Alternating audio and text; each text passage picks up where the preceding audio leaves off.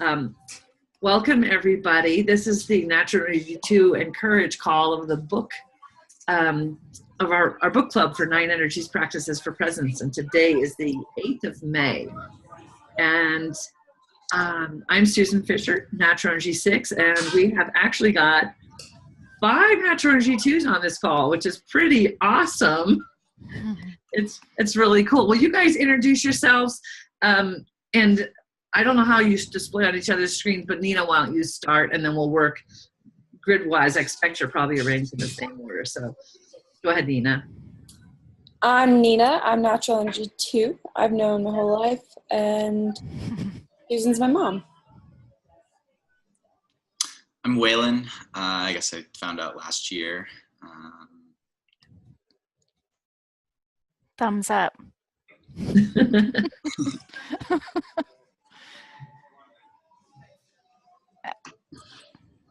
So I'm not sure who's next. Go ahead then. I'm Andre. I found out, I think about 2 weeks ago when you were visiting London. My name is Go ahead, Chris. That's fine. Okay. My name is Chris. I live in Chicago. I found out my natural energy in 2004, and I've been working with it ever since then. I'm John. I'm Natural Energy 2. I live in Bozeman, Montana, and have been working with Susan and Martin for going on a year. Awesome. So one of the things I've experienced with Natural Energy 2 is you all are extremely polite. And so I'm going to encourage you to be proactive in involving yourselves in the conversation, because there's always, what I've experienced is if I ask a question, there's usually a really big pause for you guys waiting to figure out who's going to talk if there's too many twos. So just barge right in there, guys. So we've been talking about the process in the book of becoming more present and using your natural energy to activate your cosmic being.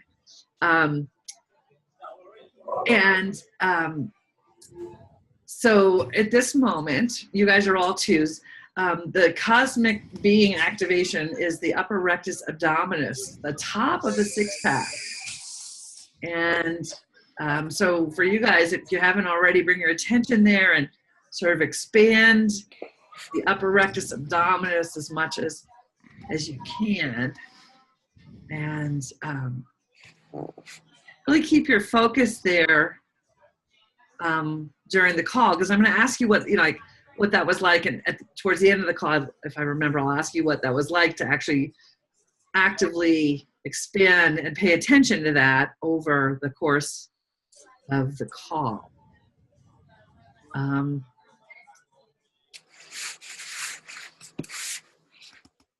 It's the first book club call where most of the people on the call have actually been the natural energy. So it's like really interesting to look at you guys, and it's very elucidating. You look at the similarity in how your faces are and how your eyes are and your cheeks, and it's really quite something. It's a beautiful illustration of, it doesn't matter what your nationality, your race, your age is. When you're a 2, you look like a 2. It's really cool. Do you guys see it? I can notice it with the women. I don't notice it so much with the men. John, can you take your glasses off and still, just for a while, so we can see your eyes? It's more like the shape of the roundness of the face. I call it the lion face. And the cheeks. Yeah. Yeah. The bigger forehead, and the forehead kind of rounds on you guys a little bit.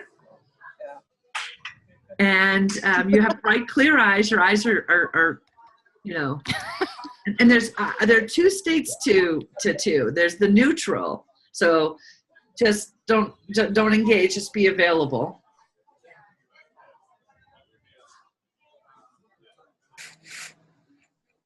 So that's the neutral 2 face. It's why you guys don't get lines. Because it's your faces just goes to, you know, I can't see my own face right now, but I'm sure it doesn't look neutral at all. I'll try, let's see. By activating my 2. I'm the alternate test case here, I guess. I'm making notes. Is that okay? Oh yeah, please. That's fine. But I'm recording the call, so you don't need to worry about that. If you can watch it, I will post it on the YouTube page. All right. So now the engaged face is when you actually actively engage with each other and me.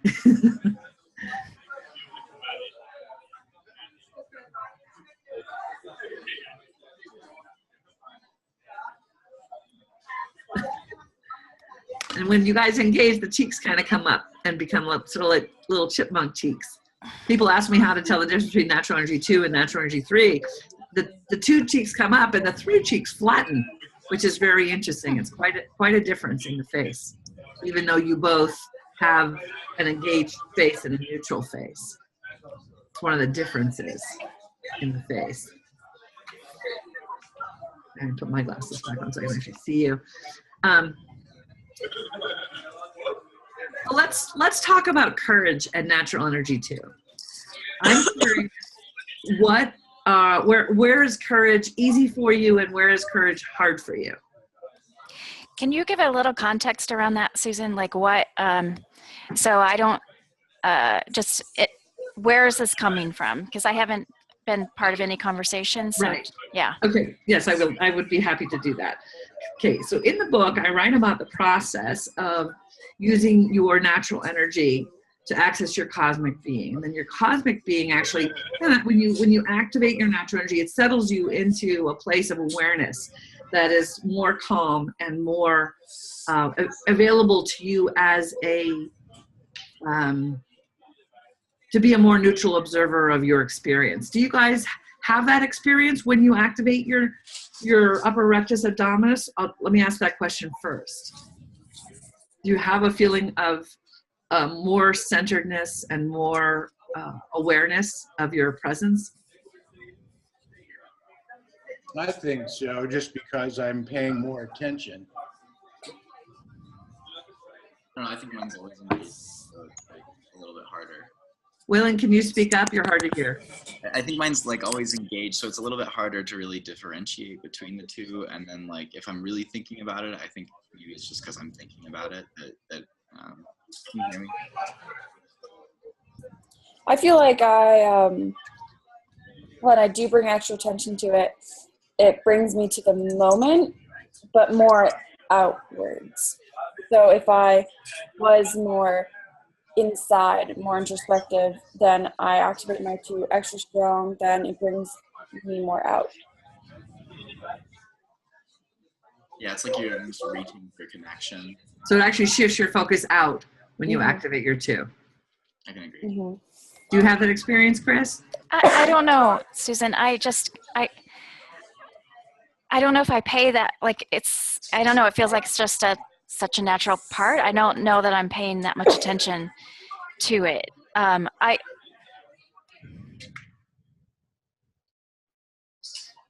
don't know. Okay. Play with it over the course of the call, and if you have any impression, please contribute. So your question about where does the courage comes into the progression of awakening your cosmic observer, then using curiosity and non-judgment and focusing on really understanding what are your unconscious belief systems using your cosmic observer. And what I'm looking at is like, well, how does that play out for 2? So how does your 2-ness and the activation of your ability to engage with people, how does that help you to bring your cosmic being more present? And cosmic being could be your soul, your deepest self, your connection to source. It can mean all different kinds of things to people. We're really defining it as the place from which you know that you're living in alignment with yourself as your cosmic being. And then there's a process, what we call the practices for creation, which is clarifying and stating your intention, practicing non-attachment, being courageous. So in the context of actually creating the reality that you want to live, courage is a big part of that. So how does courage show up for you in being willing to create the reality you want to live in? I feel like So it's for sometimes hard to like muster the courage to form a new connection. Like it's really easy to maintain old connections, but like, you know, it's almost like taking on one too many meetings. Are you guys still having trouble hearing me? yes. Yeah, a little bit. I'll try and figure that out. One second. But yeah, I think it's hard to form new connections. I mean, it's not hard. When I make the commitment, it's easier. But like the courage to like actually take that next step and like move into the role. I agree with that. I experienced that as well. Or if you're changing or adding something new to a relationship that you already have, like asking something that you usually wouldn't ask. Changing something within the relationship also takes courage, I find, if you're the one leading it. I am finding this is something that I've just been noticing recently is I have the it takes courage to make the connection also for me, because I think what happens is I can, like, if I'm going to meet somebody new and I can feel whatever they are feeling, like maybe fear of connection or whatever, I kind of give them the space because I don't want to take up their space, you know, and so then I don't make that connection. But I'm also starting to realize, like, they are where they are, whatever's going on for them. If I can stay present in myself, in my body, and it's like in my two space, but it's in my whole body, I've got to be in my whole body, then I can make a connection and not be concerned about, did they want that connection? Did they not want that connection? You know, because otherwise, does that make sense? Like, Yeah, it does. For me, it's trusting, a kind of a trust issue for myself to trust my intuition. You know, it's like, should I? And it's like, well, if I get out of my own way, I do a lot better job at it. If I don't, you know, don't overthink it. This is what I tell myself: don't overthink it, and just go with how your heart feels about it. And sometimes I probably stick my foot in my mouth, but oh well, I'm just being me.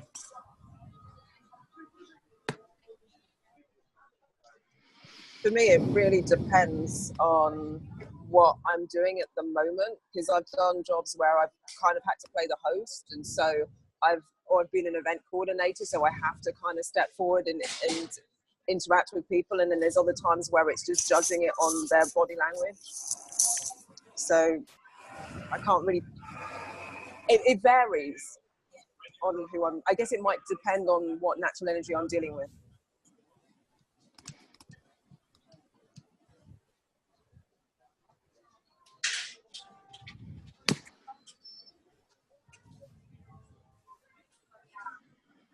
So I just a little perspective from the non-two world over here is, just so you guys know, the rest of us don't think about this. We don't think about, gee, should I make this connection with this person? It doesn't even occur to us. We don't even think about other people in terms of connection at some level. and I'm always thinking about that. Always. Should I connect? Where is this person? You know, it's a constant, it's a constant thought for me. So courage comes in for you guys in this process of being willing to disturb another person in the name of connection. To create like you have to give yourself permission to create a connection. I think it's no, you go, Nina. Well, Chris said that something about like seeing where they are, and I find that really important before I make a connection, is checking in with them and myself so that I know where we'll be meeting, and if I want to connect with them, if they're in a place that I want to be with them, or if I have to maintain where I am and then just be with them without reaching out. So there are different kinds of connection. And then even with like someone that I've known over time, I will keep, every time I'm to interact with them, whether it's in person or by some kind of like mobile or text message, I will think, should I connect with them? Are they in a good place right now? So even with the same person in my journey with them, I'm like, is this a good time? Is this a good time? But then there's times when I just don't have the energy to interact, and I'm like, I'm just gonna sit here. I'm just gonna stand here and I'm just gonna observe. I just don't feel like interacting with anyone because it's draining. Yeah, I think that's important. Like a lot of times I will shy away from connection because I don't feel like I'm in the best place for that connection to start. Like I don't think that starting something, from my current place would be the best way to start something. So I just forego it all together and go about my life. Yeah. And how's it make you guys feel when you forego connection? If I need to do it, if it's the right thing, it makes me feel better. Yeah, right. It gives me the space. Yeah. Yeah, sometimes it feels great to not feel like you have to connect all the time. Mm-hmm. Like it's a choice. Like I get to choose if I want to connect or not connect. But sometimes I sense a disappointment in the other person that I didn't connect. I didn't pick up from where I left off. And sometimes they'll even feed back to me, oh, you've changed. And I'm like, but I was kind of giving you space. I kind of felt like you needed that space. So I feel bad if they wanted me to be there and I wasn't. That's the hardest part to, like, about not connecting is when it feels like you've like let someone else down. Like they always expect you to be there because you have been in the past, and then you're not there because you're not able to be at the moment. And then they feel like you've left, like without, something's changed. They ask, are you okay? It's like, I'm totally fine. I just can't do that right now. Does connection give you energy, or does it sort of depend on the state the person is in that you're connecting with? Both. Because I remember someone tried to reach out to me and I was just like, no, just because of past experience, I find them draining. But then at the same time, there's times when I've needed to interact with people and it feels amazing. It's such a buzz. Yeah, I find it very situational as well. It can get kind of exhausting when all they do is like take, and like they're asking again. It's like, I'm sorry, like I don't have the energy right now. What does take feel like to you guys? Because I've heard that from two, and again, as my completely obtuse sixth perspective here, it's like I don't even know what that feels like when I'm taking from you. When they're being negative, or when they have an issue and it's the same issue that they keep talking about, and it's like, just resolve it, just push through, or just let go. Yeah. Right, when they're not helping themselves. Yeah. Okay. So this, one of the things I've learned about too is you guys really care that we get what we need in the connection. Mm-hmm. And so when we don't actually take in what you're giving us, that healing piece, that change, or whatever you're helping to try to facilitate in the connection, when we miss it, that gets draining for you. Yeah. Yeah, because we're giving it and it's not being received. It's not being processed. If you have a million problems and they're all different and I'm helping you, like that feels good. Like I can help forever, but if it's the same thing every weekend, it's like, come on, like help yourself. Like, mm-hmm.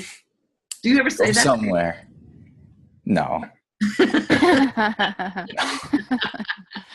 Not to their face. Yeah. I would encourage you guys to go ahead and say that. I know that's rocking the boat and edging the relationship, but don't be afraid to bring the wholeness of who you are. I'll say that to the people that I have like that a good enough relationship with. For me, it's like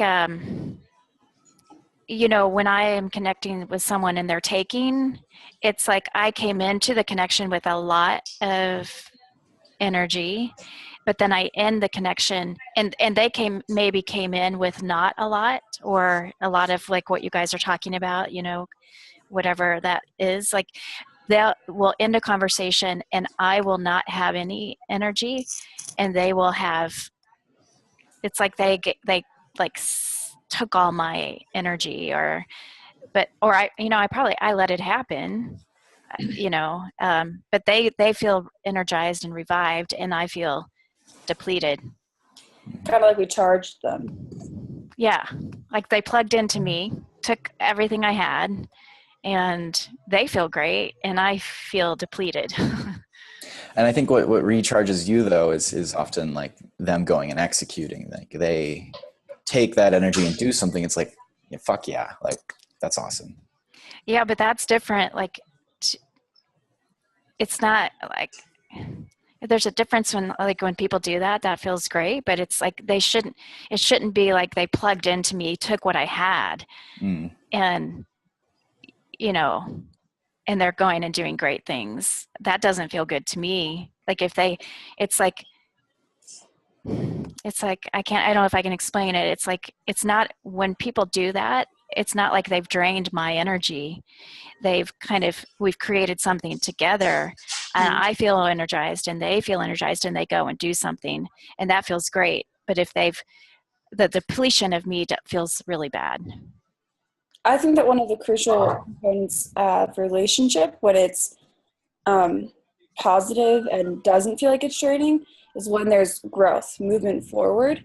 And I think that that's when the energy that's given is used to move forward. And that's why we want to connect with people. That's why we want to give them that thing that they were needing, is because it'll help them move forward. And if they're not doing that, if they're just taking it to feel better, then it feels different, because then we're not a part of something, we're just being used. Mm-hmm. Mm-hmm.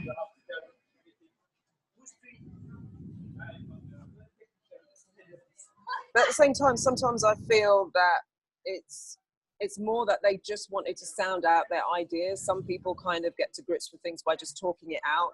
Some people get to grips by just thinking, or just going for a walk and thinking it through. So sometimes it's not always necessarily that a result. They've got an action, a call to action as a result of our conversation. But it's that they've been able to kind of just exercise their thoughts. That can be just as satisfying to me. But I think because of the development that I'm going through in getting to know myself better, I understand that sometimes I can kind of almost see people's beliefs, and I can see when they're not really going to take my advice because they've got very strong beliefs. So I think in some ways I'm kind of a bit more accepting and understanding. I don't necessarily take it as personally that, oh well, they just taken. I can kind of see that they've got this strong belief, and until they change that, or until they get to that point that they want to deal with it, they're not going to deal with it. I'll stop there because I feel I don't want to take us off topic. It's all on topic. But I think I'm a bit more open-minded. So in some ways, I'm kind of saying I'm not sure if I'm necessarily the average energy 2. I don't know if you get, I still accept that I'm an energy 2, but I don't know if you get kind of, there's like different shades or dimensions. I'm not using the right word, but different qualities within an energy 2 because of your personal experience, because of your journey, because of your knowledge. I feel I'm much more open to things than I would be like 2 years ago. It'd be interesting to see what I was like as an energy 2, if I was consciously aware I was that energy 2 years ago, 5 years ago, 10 years ago. Well, it's an interesting. I have to document it. Sorry. Well, I've often asked Nina. Nina's known her natural energy since she was 4 years old, so it's been a part of her reality her whole life. And I'll ask her the question about, well, do you think it's made a difference for you to know your natural energy too your whole life long? And Chris, you've known yours for a long time too, but you didn't know it earlier. You know, how is knowing your natural energy changed your relationship with yourself and other people? It's a big question.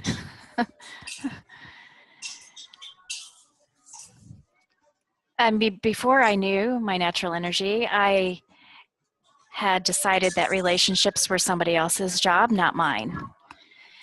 So, because I thought that I wasn't good at them. So I consciously decided that that was somebody else's job. And then when I found that out and I could start to step into that strength, I mean, it completely changed because I was choosing not to be in relationship with people and then choosing to be in relationship with people after. So completely changed.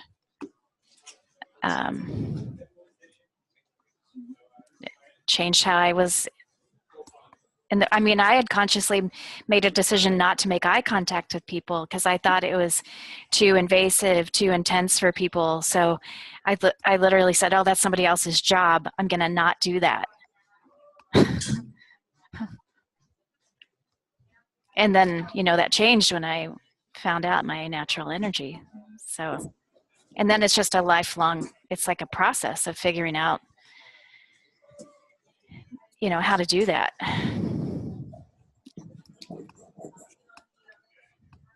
As a young boy, I had been told, John, you're a good listener.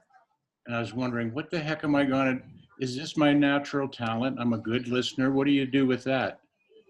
And it allowed me to make the connection, and I didn't have to give advice or guidance.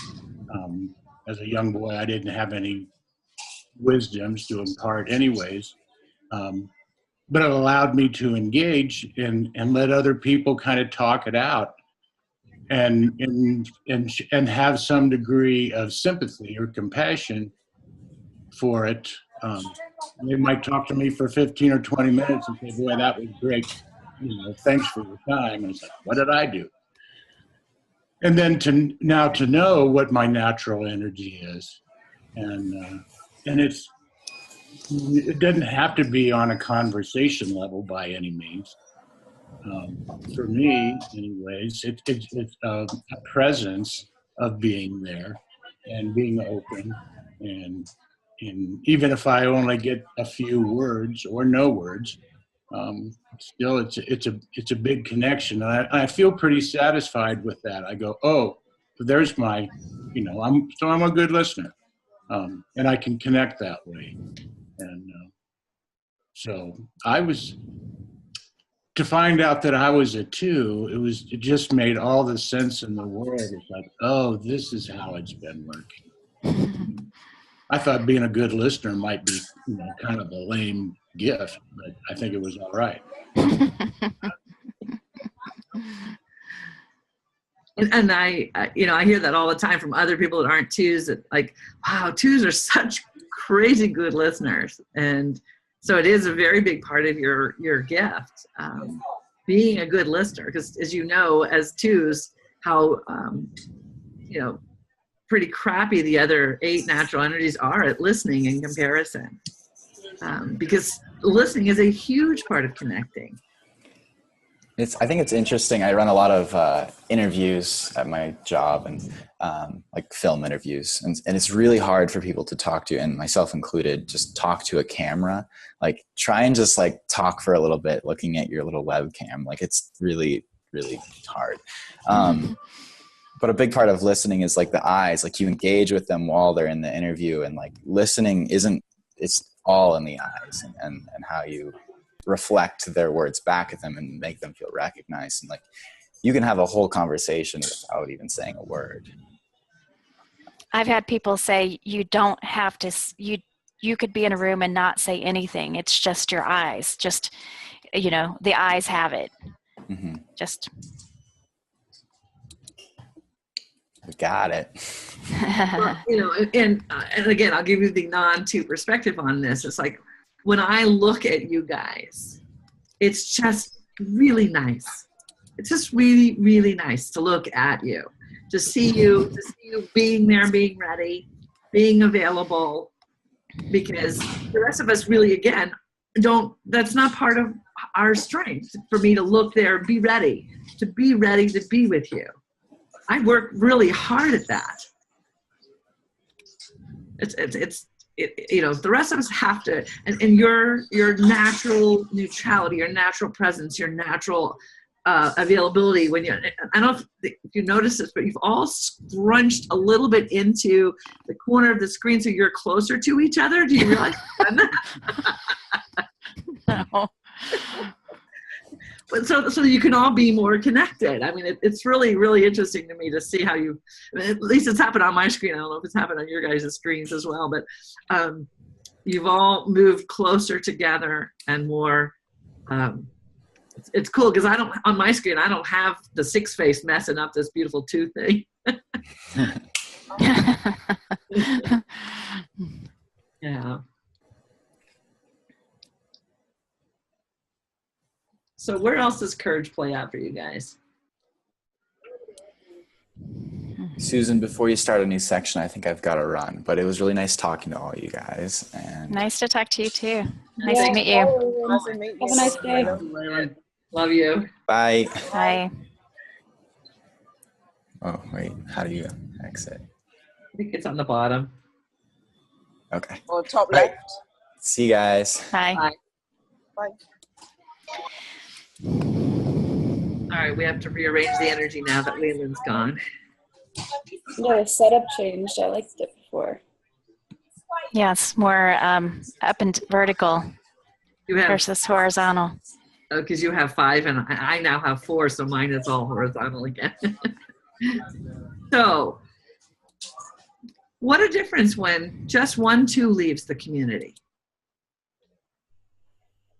Yeah, it feels an absence, an emptiness. Yeah, It does, yeah.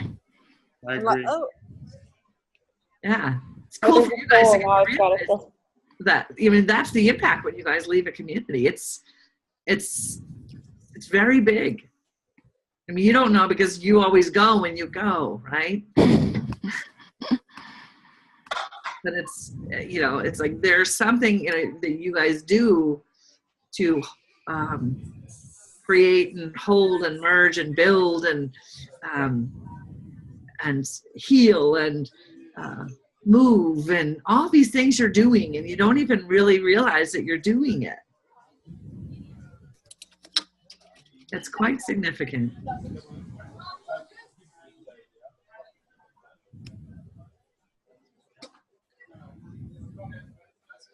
So courage, where else does it show up?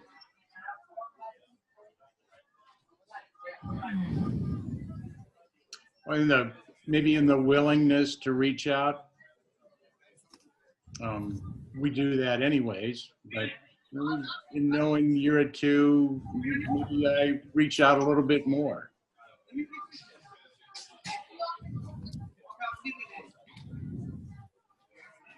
sometimes I find if I don't think about it, then I'll just reach out. I'll do it. For me, it shows up a little bit in like the kind of, it's like the courage to kind of go it alone. So I I just have to keep following my own path and keep trusting my, you know, I know too is about relationship, but it's also just about being in relationship with myself and following my own path and staying on my own path and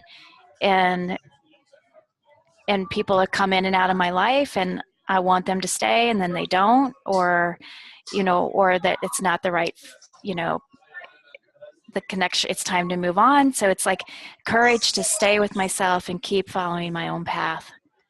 Like, I don't know if that how that fits, but I mean, for me, that's where the courage is also.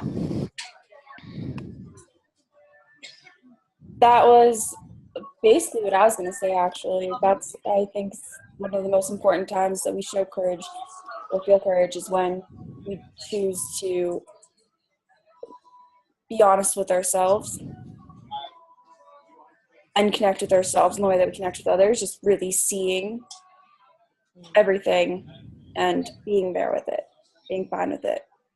And then moving forward, or not, just being true to yourself.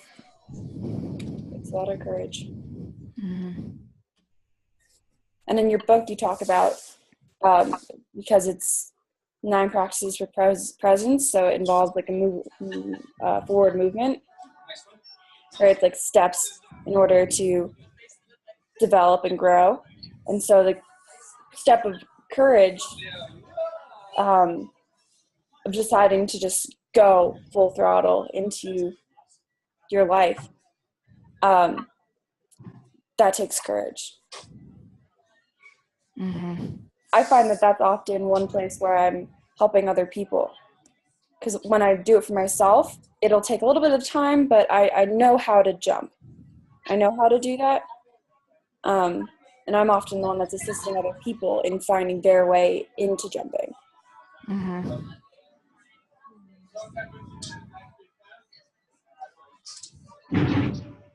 In moving forward,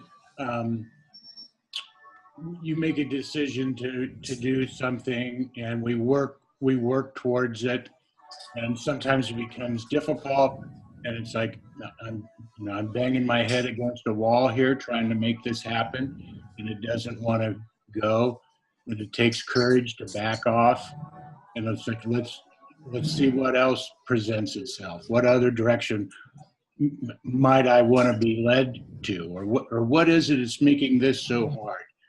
I don't want to bang my head against the wall, and so let's take another direction. And maybe it's on the same course, or maybe it veers off the course a little bit. But that certainly takes some courage there, or maybe it's like, don't be so stubborn. And if you're not going to be so stubborn, does that mean you're being courageous? I don't know. Do you guys consider yourself stubborn? When I take on a project, I feel like a badger sometimes. It's like, I'm going to work through this and somehow make this work. And I'm not so steadfast on, I'm going down this road and that's all. But Mother always said, don't ever give up. And so I don't.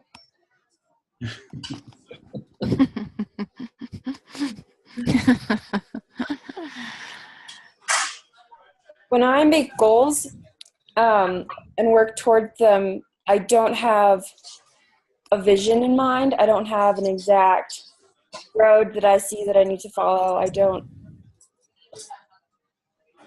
know those things. What I know is the feelings that I'm looking for. I know the growth that I'm looking for. The next place I move, I want to have a community. I want to be growing. I want to be learning. I want to be inspired by my environment. Those are the kinds of things that I know. I don't yet know what's going to bring me that, but I don't feel like I need to know those things. That'll be found.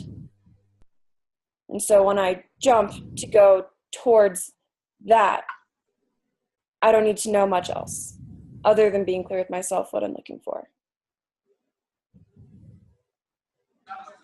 Nice.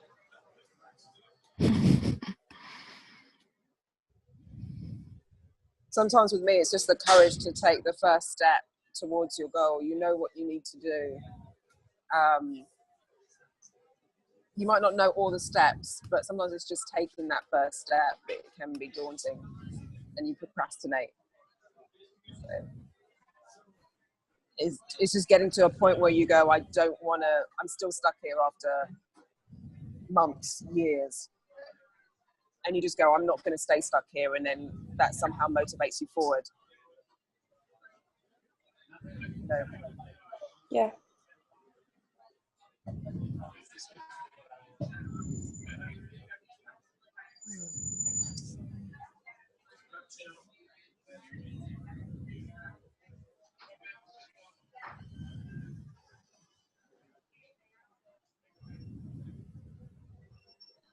But I'm just wondering, just thinking as twos, how relational we are and courage and goals. Just wondering, do we tend to share our goals, or do we tend to kind of keep them to ourselves? Share them with like, who are you thinking about? Like, Like-minded people. So it could be a family member, it could be a friend, it could be a stranger, but you know that they share. They've either pursued a particular goal, or you know that you have their support in that particular goal. So as an energy two, you would want to share it with someone, whether it's to just get that courage, or maybe advice or support. I'm just wondering if anyone else, whether they tend to engage with people that they know would give them their support, or maybe seek out people in organizations that can.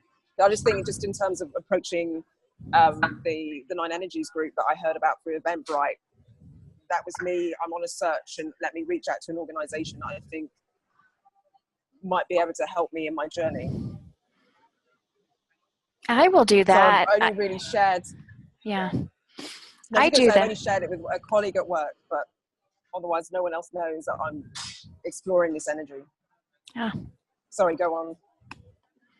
No, I was just going to say, I will share if I'm feeling stuck and I know I need to move and I don't quite know how to move.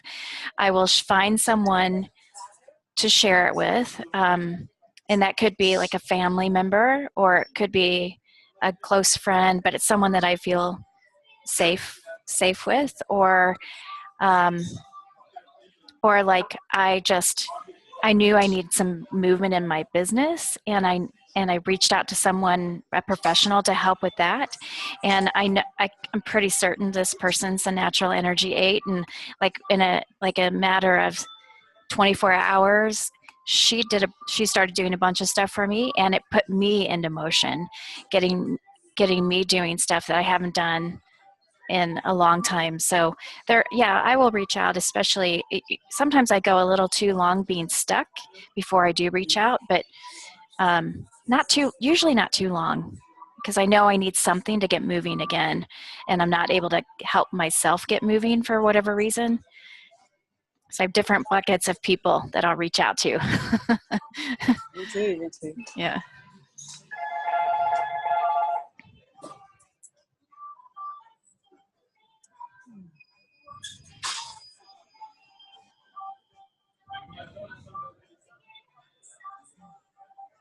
John or Nina, do you have any comment on that?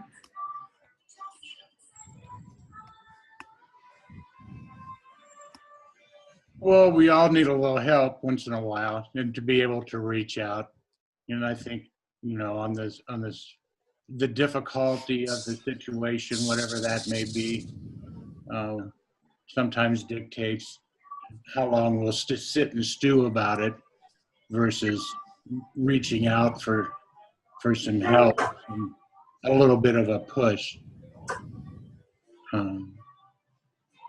I think we all do that, but as a two, I don't feel particularly, when I'm ready to move or I need some help, it's like I start hunting around, and I don't feel bashful about saying, starting up the conversation. Can you help me here with this?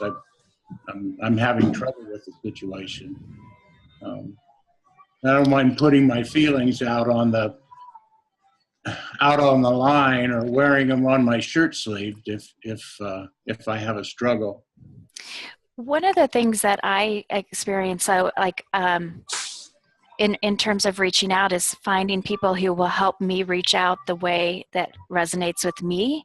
You know, a lot of times I reach out and people will say, give me what they think I should be doing rather than help me think about what I should be doing. And sometimes I wish I could find people like me who could help me, you know, like when because I'm a coach, so I help people find their own path, and I wish I could find more people who would help me find my path and have the courage to live on my path. Because they, you know, a lot of times people are trying to, whatever they say, it's like they're helping me live on their path. I'm like, I need someone who will help me have the courage to be me. So I need like another two, maybe. No, I agree. I feel like for 40 some years, I lived my life according to the way other people thought I should do things. And here's how you do it, John. And here's the behavior you should have. And I thought they knew for some reason. But they didn't. It wasn't, it worked for them. No, follow your own bliss. Well, this is one of the interesting things about having 9 different energies and the incredible difference in our approaches. One of the things I've learned in working with all the different natural energies is I always look for the truth in whatever anybody has to say. Whether I like it or not, or if I'm going to follow it or not, I look for the truth in it. And that's a very sick thing to do, of course. However, that's my 2 bits of advice is pay more attention to how you feel when somebody gives you advice than to what they've actually said. It goes back to something Nina said earlier about the feelings. Like that really resonated with me because I go, I work in an academic setting, but I trust my feelings the most. So like if something feels right, that's the direction I want to go.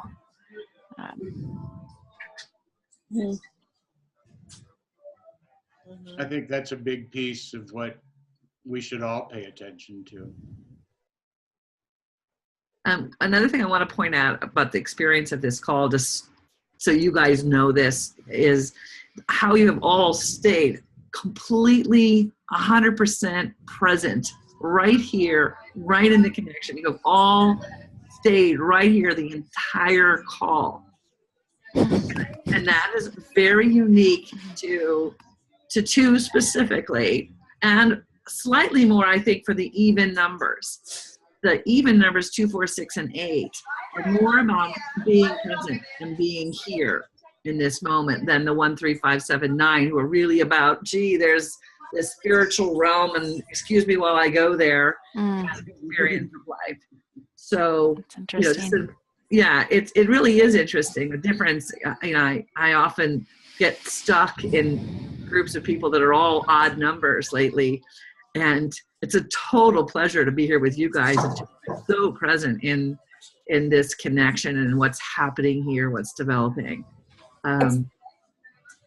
It's funny you say that, actually, because I've watched as we've all taken our moments for ourselves. We've closed our eyes to really think about or process a question, and I've noticed that we've all done that. We've all taken time to actually kind of leave and go into ourselves. Close our eyes, really think about it. And Andre, you did something like before asking a question, you did that. And I thought that was really beautiful because that was you, what I perceived as being more thoughtful and honest.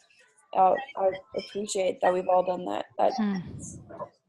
Well, so it doesn't feel to me like you disappear when you do that. It feels like you are doing exactly what you talked about, Nina. It's like you're checking with yourself on the integrity about what's going on in the connection with you and with everybody else. And it just feels really different than when you check out into the spiritual space. It's not that this is our spiritual space, right. Our body. That's right. Is our spiritual space much more so than the spiritual numbers, the 1, 3, 5, 7, 9. And so the body is where we check. And the body's just as spiritual as the... I know, but it's really hard to understand it too, because we don't, those of us who are more 2, 4, 6, 8, you know, we are, there is a more incorporeal experience of life. And it's just, you know, Chris and Nina, you've had experiences of activating some of the other energies in your body.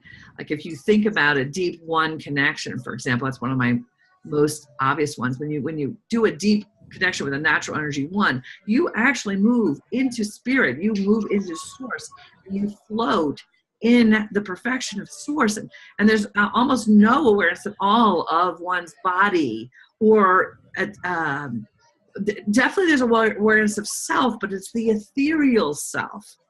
And so, you know, just to give a comparison to 2 and the connection in 2, you don't move out of the body when you're in a connection with the 2. Right. It's like your body is there, my body is here. The connection actually becomes embodied. Mm-hmm. Just very, very different. Well, when you say the connection becomes embodied, do you mean like it's kind of in between you, or it's in your bodies, or but there's somehow a well, I don't know. What do you guys link? think? What are you thinking? And then I'll give you the non-2 perspective.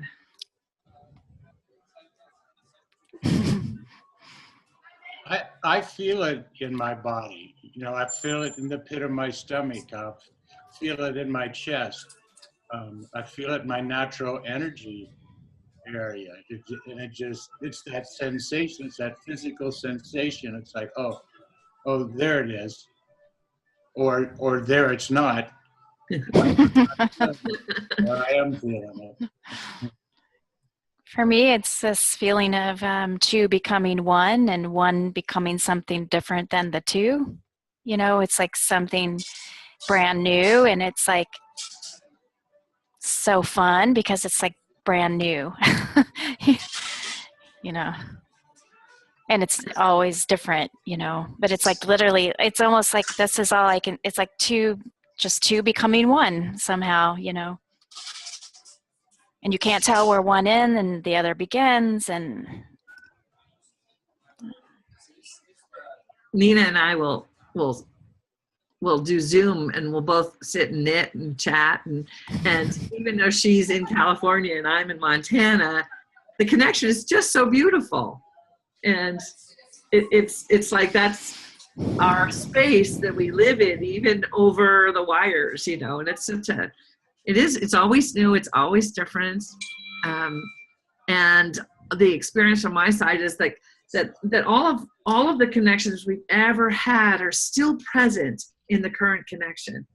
I feel that with all of you guys. It's like I have so many beautiful connections with all of you, and they're all present here, and yet they're evolving into a different and deeper and newer place. It's really spectacular. So do not underestimate your incredible beauty and your incredible ability to do this, because the world needs this so badly. And you know, I will apologize, as I always do, on behalf of the rest of us slugs out here, but we're doing our best. Well, I'm aware it's a little after 11, so I want to thank you guys very much for this beautiful connection, this beautiful experience of being together. And the learning today has been really nifty. Thank you. That's an old one. Yeah, thank all of you. This has been awesome. At one point in the meeting, I just looked at all of you and I just felt so much love. Yeah. Just like everything that everyone was saying was beautiful. Simple. Yeah. Yeah, it's nice to be on the call. It was last minute for me, so it's nice to see you again, Nina, and to meet the others of you. Yeah. Cool. It was nice to meet all of you too as well. Pleasure to meet you. Love you guys. Yeah. Isn't that cool? That's so cool.